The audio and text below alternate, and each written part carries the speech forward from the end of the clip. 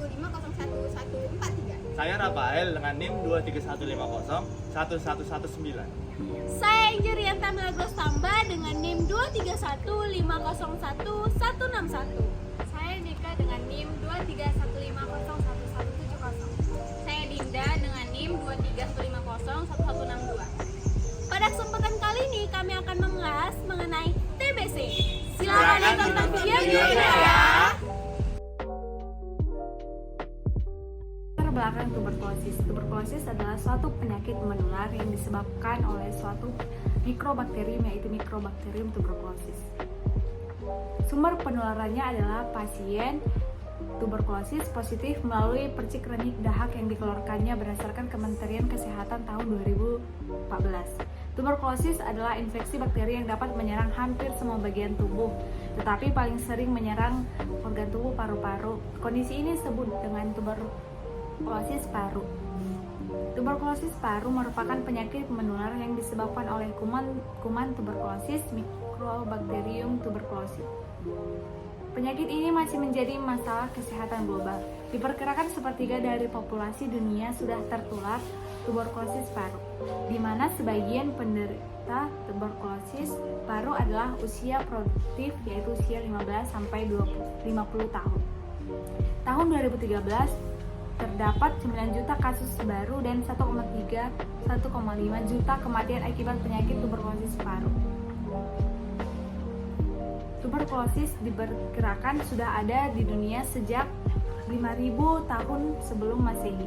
Namun kemajuan dalam penemuan dan pengendalian penyakit tuberkulosis baru terjadi dalam 2 abad terakhir berdasarkan Kementerian Kesehatan Republik Indonesia tahun 2016. Pada bulan Maret sekitar 1,3 abad yang lalu, tepatnya pada tanggal 2 Maret 1882, merupakan hari saat Robert Koch mengumumkan bahwa dia telah menemukan bakteri penyebab tuberkulosis atau TBC yang kemudian membuka jalan menuju diagnosis dan penyembuhan penyakit ini berdasarkan riset Kementerian Kesehatan tahun 2018. Jadi saya akan membahas struktur sel bakteri tuberkulosis. Secara umum, bentuknya adalah batang lurus dan memiliki panjang 5 mikro dan lebar 3 mikro. Bagian-bagiannya akan saya jelaskan satu persatu. Yang pertama adalah membran sel. Membran sel adalah membran yang berfungsi untuk membungkus sitoplasma beserta isi sel. Yang kedua adalah ribosom yang berfungsi sebagai tempat sintesis protein. Yang ketiga adalah dinding sel yang terdiri dari berbagai materi peptidolikan, yang dimana peptidolikan ini terdiri dari monomer-monomer lain seperti polisakarida dan asam amino. Yang keempat adalah flagel yang berfungsi sebagai alat gerak sel.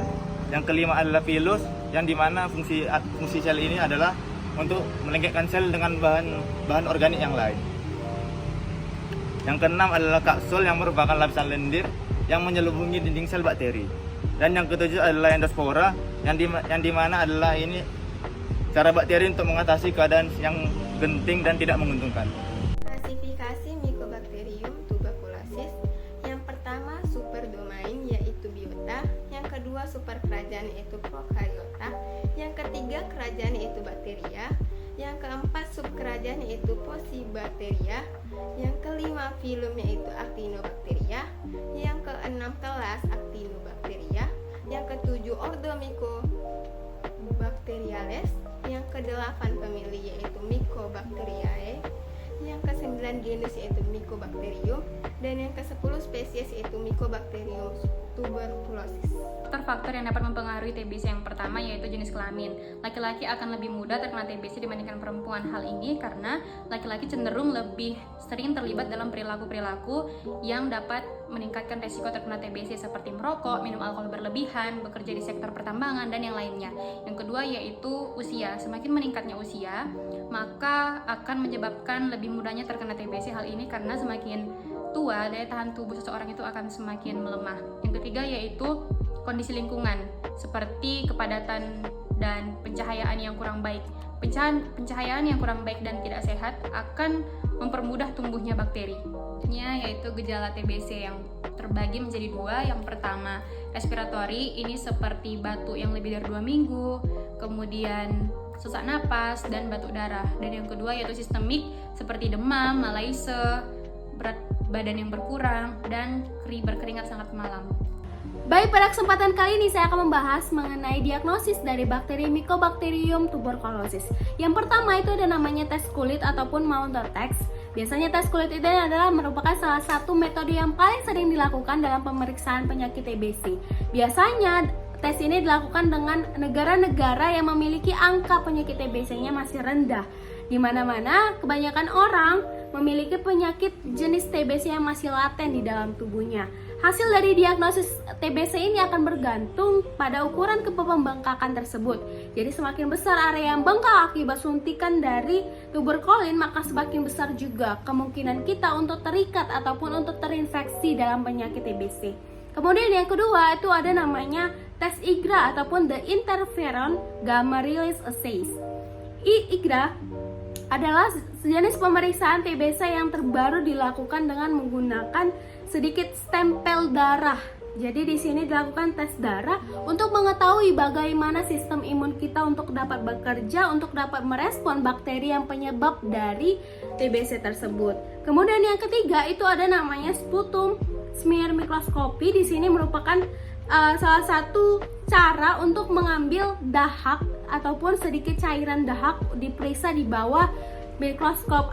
Kemudian setelah itu cairan tersebut akan diteteskan ke dalam stempel dahak tersebut.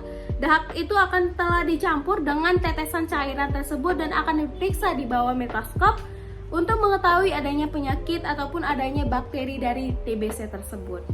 Pengobatan TBC dilakukan dengan prinsip-prinsip sebagai berikut.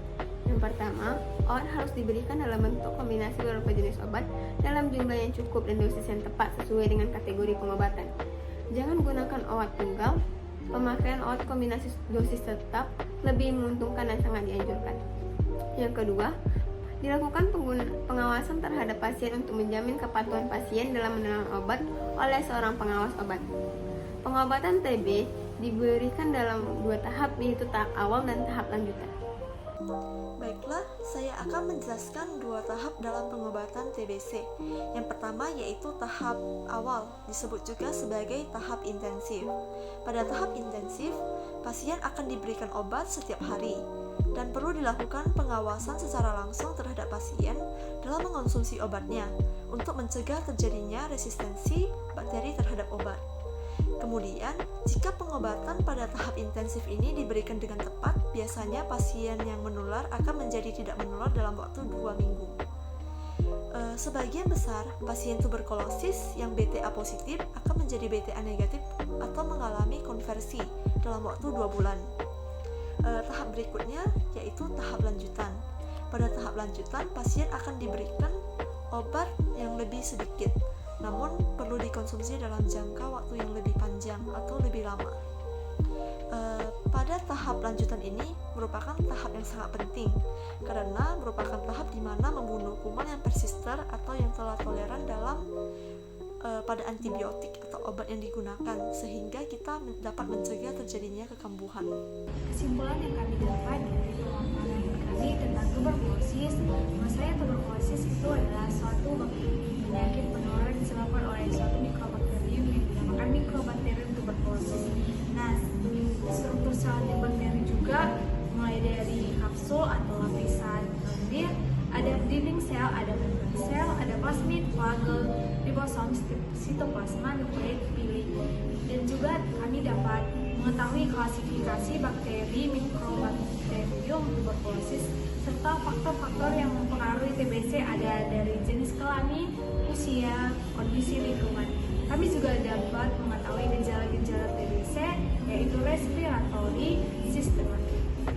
Dan kita dapat mengetahui diagnosis TBC mulai dari tes kulit atau Mounter test, the interferon gamma release assays, dan juga sputum smear mikroskop. Dan terakhir kami menyimpulkan pengobatan TBC mulai tahap awal intensif dan tahap lanjutan. Terima kasih. Sekian video kami. Terima kasih.